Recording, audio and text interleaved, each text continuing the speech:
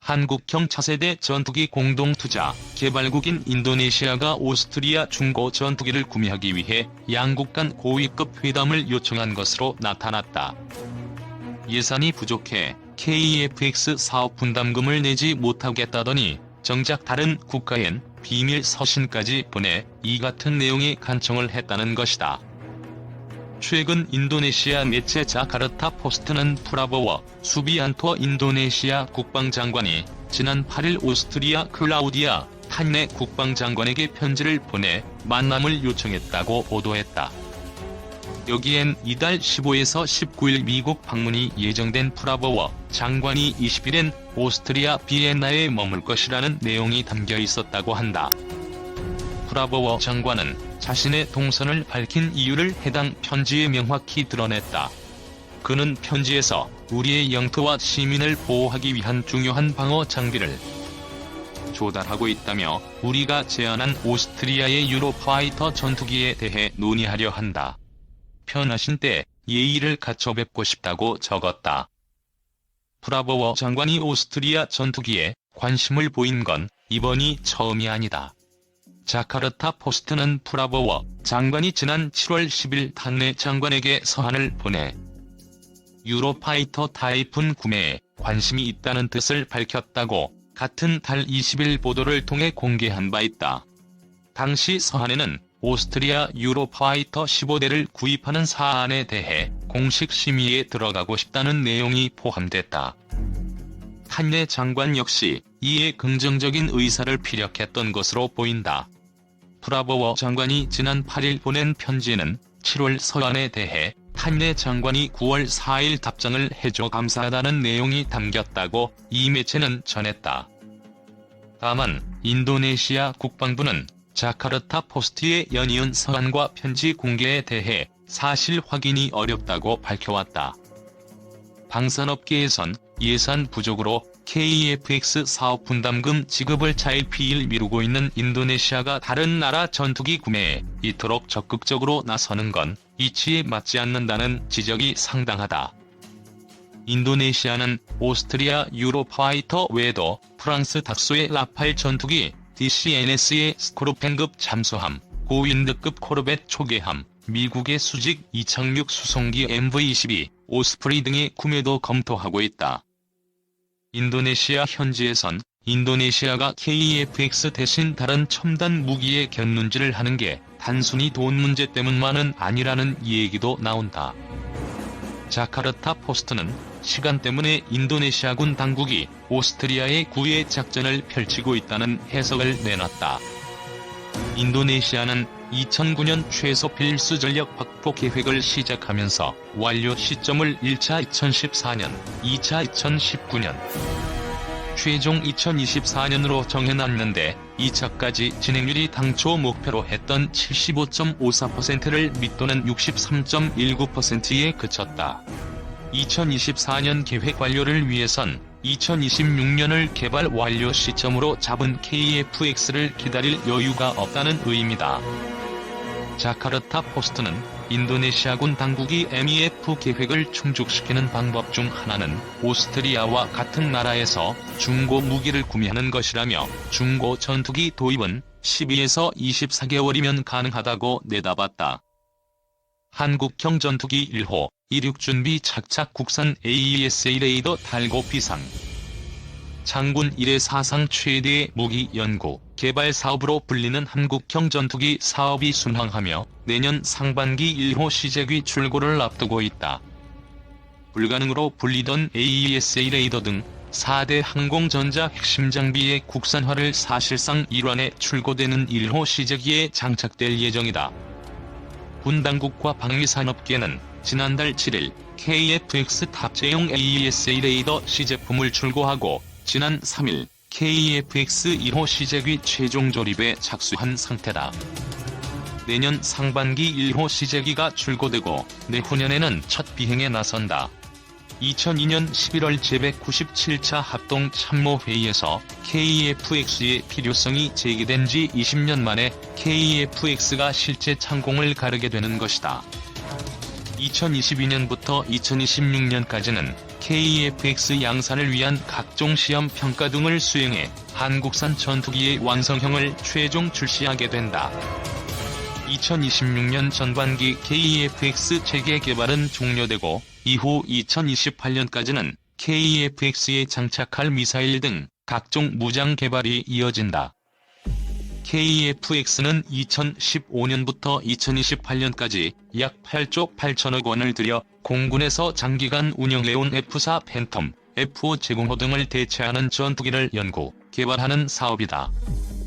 군은 2014년 9월 KF-X 체계 개발 기본 계획을 의결하고 2015년 12월 정부는 AESA 레이더 개발 주체를 방위산업기업에서 국방과학연구소로 변경하고 한국항공우주산업과 KF-X 체계 개발 사업 계약을 정식 체결하면서 사업을 본격화했다. 사업은 처음부터 순탄치 않았다. 당초 국방부는 지난 2013년 공군 차세대 전투기로 미국 록히드 마틴의 F-35를 선정하는 대가로 4대 핵심 기술을 이전받아 KF-X를 개발한다는 계획이었다. 그러나 F-35 선정 이후 미국 의회가 4대 항공전자 핵심 기술 장비의 기술 이전을 거부해 KF-X 개발 청사진의 차질이 빚어졌다. 4대 핵심 기술 장비란 AESA 레이더, IRST, EOTGP, RFJM 등을 말한다.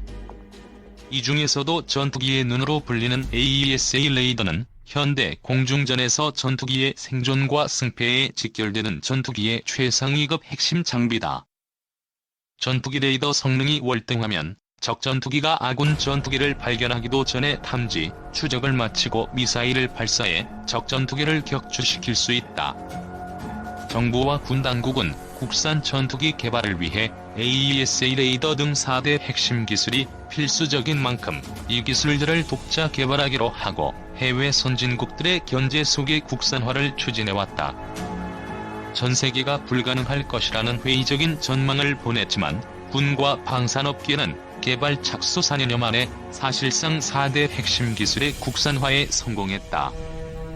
미래 핵심 기술이기도 한 전투기와 AESA 레이더 등 첨단 무기의 국산화는 국내 산업 전반에 상당한 파장을 일으킬 것으로 전망된다. 국내 대기업은 물론 중소방산업계에서 전투기에서 파생되는 다양한 소재, 부품, 장비에 대한 연구, 개발이 가속화될 것으로 보인다. 이미 중소방산업계에서 AESA 레이더용 모듈, 스텔스 기술 등에 대한 연구 및 제품 출시가 이어지고 있다. 공동연구, 개발국인 인도네시아가 자국 사정으로 KF-X 개발 분담금 일부를 체불하고 있어 문제점으로 지적된다. 그러나 방위사업청은 인도네시아 정부가 KF-X 개발 참여 의지를 여전히 가지고 있으며 문제는 곧 해소될 것이라는 입장을 견지하고 있다. 본지는 향후 3회에 걸쳐 KF-X 관련 심층 취재 기획 기사를 게재할 예정이다. 국익을 위해 F-16용 AESA 레이더 제조업체인 그루먼과 레이시온을 양쪽 레이더를 다 살리려는 미국의 선택 말입니다. 미 공군이 일찌감치 록히드 마틴을 통합 사업체로 지정하고 추진 중인 미 공군과 대만 F-16용 업그레이드 사업 중에 AESA 레이더 선정 사업에서 경합 중인 제품은 레이시온이 RACR과 그루먼 사이 SABR이었죠. 그러나 말이 경합이지 롱마와 그루먼이 끈끈한 관계로 볼 때 미공군 F-16 업그레이드 사업용 AESA 레이더로 SABR 선정은 이미 확정 매견된 일이나 다름없었습니다. 알다시피 그루먼 사이 SABR은 롱마의 5세대 기체인 F-22, F-35에 탑재되는 APG-77, APG-81 레이더의 소프트, 하드웨어를 이용해 F-16용으로 만든 AESA 레이더죠. 반면 한국이 KF-16 업그레이드 사업에서 이미 선정한 레이시온사의 RACR은 미 해군 슈퍼호넷과 F-15에 탑재된 APG-79, APG-63 레이더들의 기술을 응용한 레이더고요. 제작사들 명성도 그렇고 현재로선 두 레이더 모두 1000개 내외의 TR 모듈을 보유하고 있어 외견상 기능, 성능 비슷한 것으로 착각할 수 있습니다.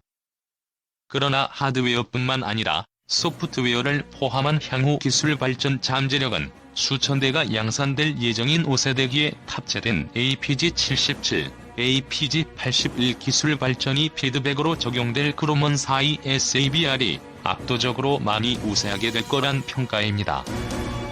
모투레이더의 현재 성능이야 K-1216에 탑재하기엔 분에 넘치는 성능일 건 자명합니다만, 그러나 이외에도 더 큰 문제가 있습니다.